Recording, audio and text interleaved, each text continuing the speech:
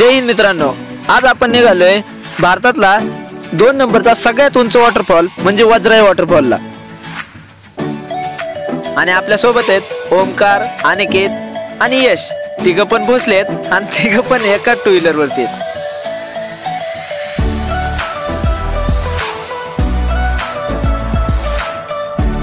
तसेच आमचे गुरुवर्य कैलास बागल सर ते सुद्धा आमच्या सोबत आज आलेत, त्यामुळे ना एक वेगळीच मजा येणार आहे। हा बघा कास पठाराचा परिसर, फुलं लुप्त होत चाललेत। या एक कास तलाव आणि हा आहे बांबोलीकडे जाण्याचा रस्ता। मोठ्या प्रमाणात घनदाट झाडी आहे। ही झाली आपली ट्रेकला सुरुवात। लॉकडाऊनच्या काळातल्या 8 महिन्यात इकडं कोणी आलं नाहीये, खूपच कमी प्रमाणात पर्यटक आले होते, त्याच्यामुळे ना रस्त्यावरती झाडे मोठ्या प्रमाणात आली आहे। तिथं पुढे तुम्ही बघणारच आहेत की किती मजा येणार आहे। वज्राई हे सातारा जिल्ह्यातील बांबोली गावचे जागृत देवस्थान आहे। वज्राई धबधब्याची उंची 1840 फूट आहे। तसेच ह्या धबधब्याला 3 पायऱ्या आहेत। काही दंतकथा अशा आहेत की समर्थ रामदास स्वामींनी या धबधब्याचा माथा 3 पावलांमध्ये गाठला होता, म्हणून या धबधब्याला 3 पायऱ्या पडल्या असं म्हटलं जातं।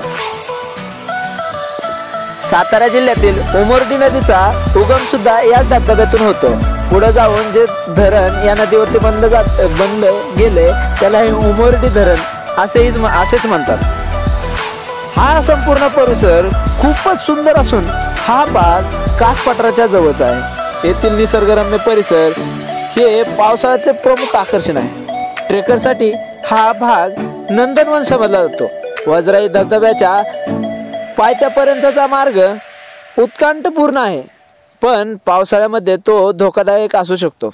या भागात मोठ्या प्रमाणात जवळ आहेत। काही जवळांचा अनुभव आम्हालाही आला। आमच्यातला अनिकेत भोसले त्याला कळालंच नाही की त्याच्या पायाला कधी जवळ लागलं गेलं। खतरनाक मजा आली। बांबोली हे गाव सातारा शहरापासून 27 किलोमीटर अंतरावर आहे। सातारा शहरातून बांबोली, येरणे किंवा खेटलीला जाणाऱ्या प्रवासी वाहने या वाहनाने कास या गावी उतरल्यानंतर 15 ते 20 मिनिटे चालून बांबोलीला पोहोचता येते। संपूर्ण हिरव्या वनराईत थटलेले गाव खूपच सुंदर आहे। गावातील सर्वात प्रमुख आकर्षण म्हणजे येथील धबधबा आहे। भोवतालची दाट झाडी, मधून जाणाऱ्या पावलवाटा आणि शुद्ध आणि स्वच्छ हवा। पावसाळ्यातील निसर्ग सौंदर्य भरभरून अनुभवण्यासाठी लोक या स्थळाला आवर्जून भेट देतात। पर्वतरांगांमध्ये वसलेल्या पश्चिम घाटांमध्ये असलेल्या निसर्गरम्य ठिकाण म्हणजे बांबोली। वज्राई धबधबा पावसाळ्यातील निसर्ग सौंदर्य भरभरून अनुभवायचे असेल तर आवर्जून भेट द्यायलाच हवी।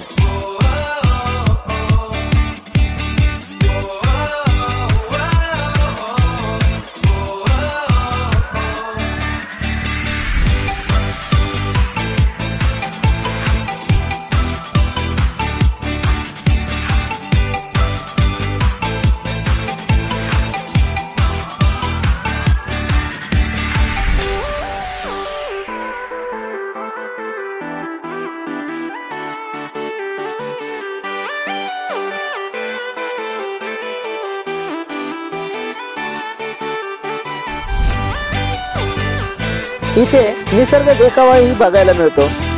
वज्राईचा धबधबा बघितला की स्वप्नांच्या दुनियेत आल्यासारखं वाटते।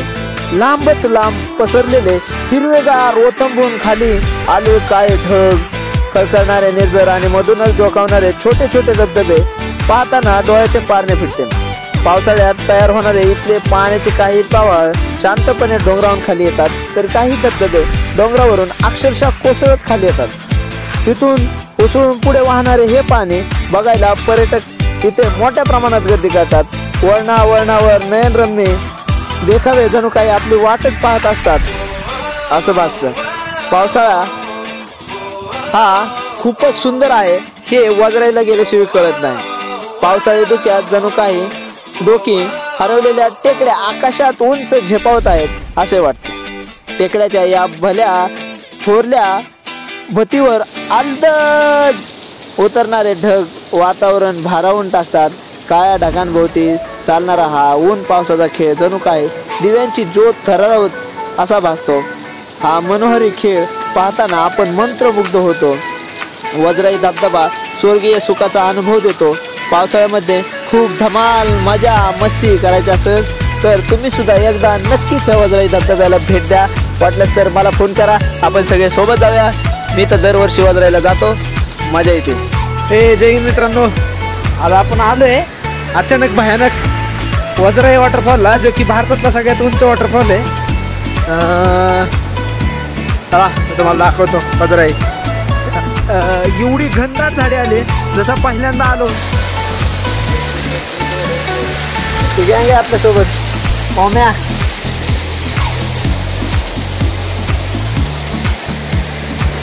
यशा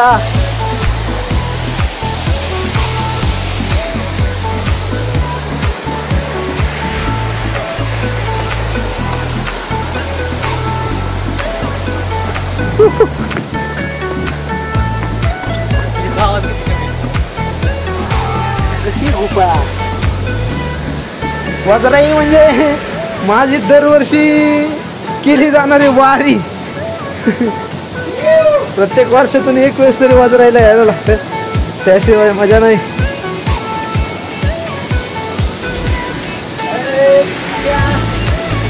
आवाज येत आहे माझा ऐकायला. आल्या पंढरीत पोचलो. आणि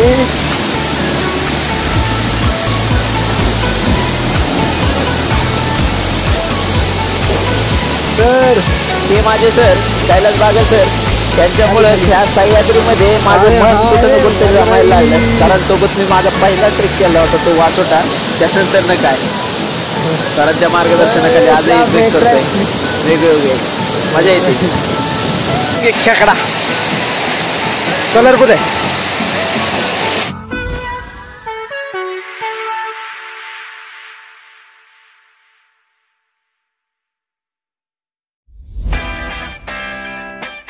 आणि हाच आहे तो वजराई धबधबा. आपण याच्या दुसऱ्या टप्प्यात आलोय. तसं 3 टप्पे आहेत वजराईला. टॉपलाही जाता येतं, त्याच्या खालीही जाता येतं. त्याच्यानंतर आपण दुसऱ्या टप्प्यात आहे आणि खाली जी काही नदी आहे त्याच्यामध्येही आपण जाऊ शकतो. हे त्याचं मोठ्या प्रमाणात दुधासारखं सुंदर दिसणारं पाणी कोसळत आहे. वा, मजा येते.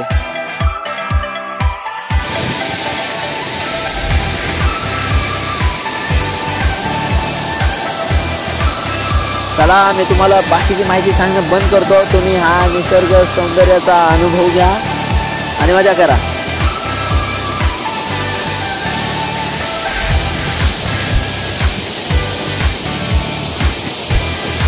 आणि प्लीज हा व्हिडिओ बघून तुम्हाला काय वाटलं मला नक्कीच कमेंटमध्ये कळवा.